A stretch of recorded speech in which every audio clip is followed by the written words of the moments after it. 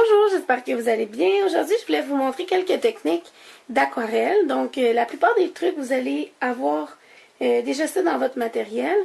Donc, pour commencer, toujours utiliser du papier aquarelle. La marque, ça importe pas vraiment. Par contre, ce que j'ai découvert avec le temps et Christina Warner et Jennifer McGuire utilisent ce truc-là. On prend une planche en bois, une planche à découper, peu importe. Puis on vient coller notre papier aquarelle sur notre planche pour aider à éviter le ballonnement du papier. Ça va aider aussi à ce que votre papier ne frippe pas tout. Donc, voilà, on va commencer. Donc la première technique, je vais juste zoomer un petit peu. Donc, la première technique, vous allez avoir un petit peu de difficulté à voir. Je vais essayer d'approcher. Donc, ici en haut, j'ai préalablement embossé mon étampe. C'est la même étampe qu'à côté que celle-là ici. Par contre, je l'ai embossé en blanc avec une poudre embossée blanche. Donc, comme à l'habitude, on utilise le Versamark avec notre étampe. Puis, on vient simplement saupoudrer de la poudre embossée blanche et on fait chauffer ensuite. Donc, la première technique que je vais vous montrer, c'est l'utilisation des marqueurs Distress. Donc, je sais que la plupart d'entre vous en avez déjà. Sinon, vous allez voir, il y a aussi avec les pattes d'encre directement Distress aussi. Donc, faites-vous en bas si vous n'avez pas les marqueurs Distress. Donc, il y a deux techniques. La première, c'est de tout simplement venir utiliser le bout pinceau et de venir colorier un petit peu à l'intérieur. Pour ensuite prendre votre pinceau avec un petit peu d'eau et venir activer le pigment. Par contre, personnellement, je trouve que cette technique-là, ça laisse souvent une marque ici qui est vraiment difficile à faire partir.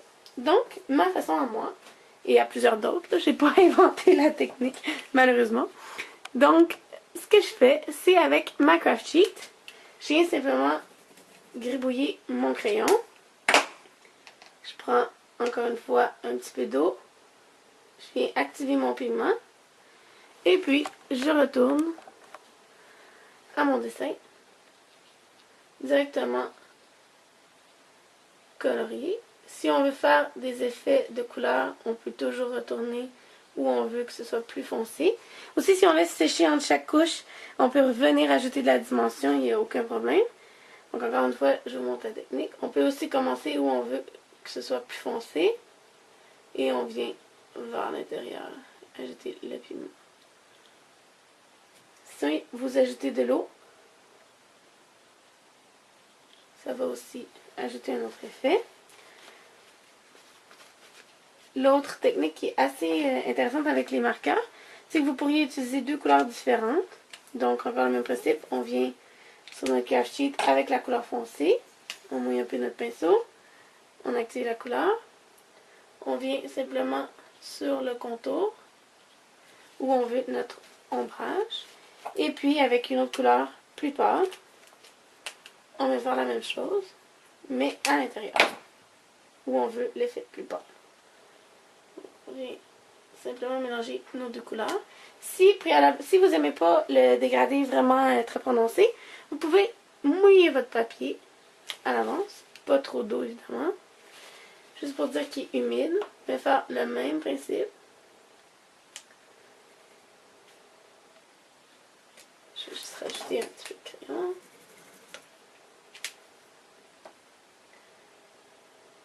Puis, ça va automatiquement avec l'eau se diffuser beaucoup plus facilement. Vous voyez que les couleurs se mélangent d'elles-mêmes. Si vous voulez voir l'effet avec une autre couleur, je vais vous montrer. Je vais mouiller la surface. Cette fois-ci, je vais prendre du vert. On pourrait aussi aller à l'inverse avec notre plus pâle en premier et notre plus foncé par la suite. Encore une fois, on vient mettre un petit peu d'eau, activer le pigment. Où on veut que ce soit plus pâle. Ensuite, on tourne notre pinceau, on retourne chercher notre pigment foncé.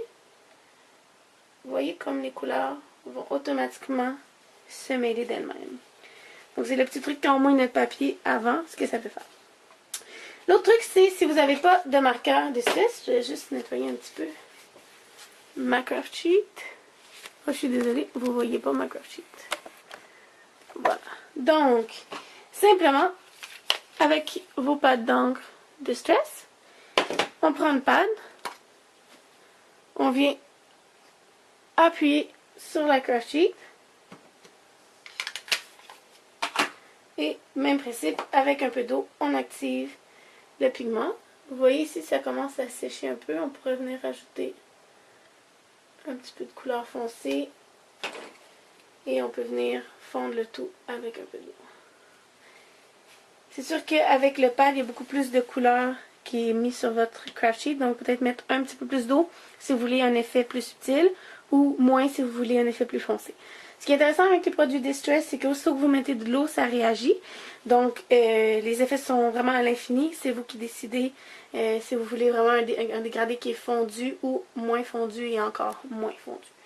Donc, c'est comme vous préférez. Donc, voilà pour ces deux premières techniques. Donc, passons maintenant à la suivante.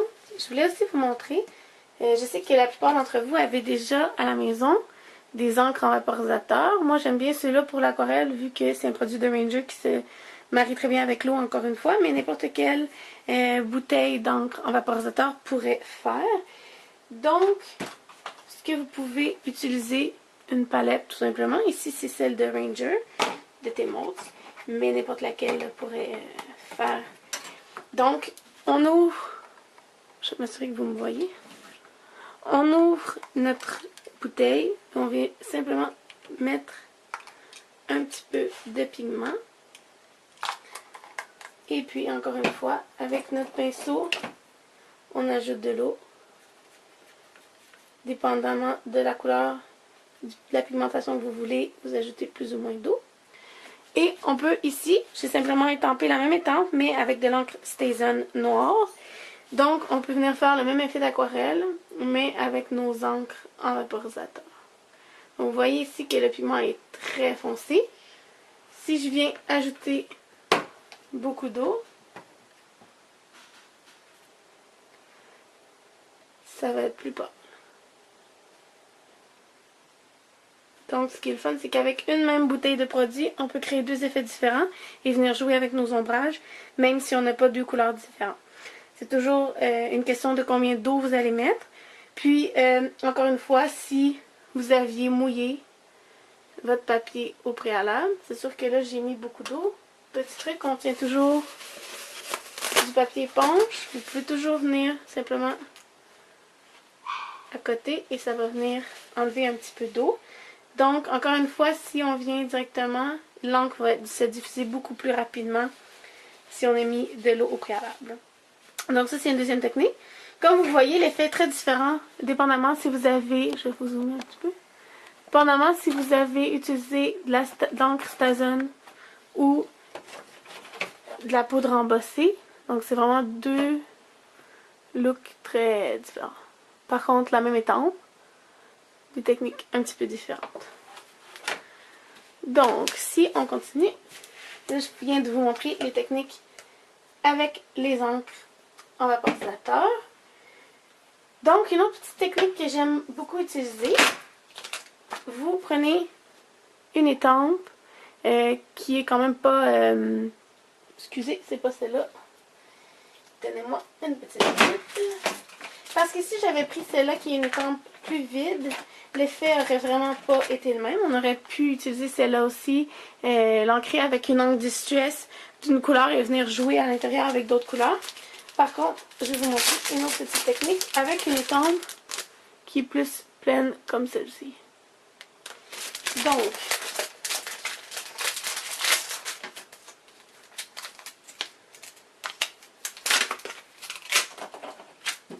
on vient simplement avec un bloc acrylique. Ce que je pense, c'est que vous pourriez faire avec l'encre Distress ou avec les marqueurs, c'est vraiment une question de préférence. Donc, on vient simplement colorier notre étampe avec le marqueur ou avec le pad Distress. Ça n'a vraiment pas beaucoup d'importance. C'est vraiment selon ce que vous préférez.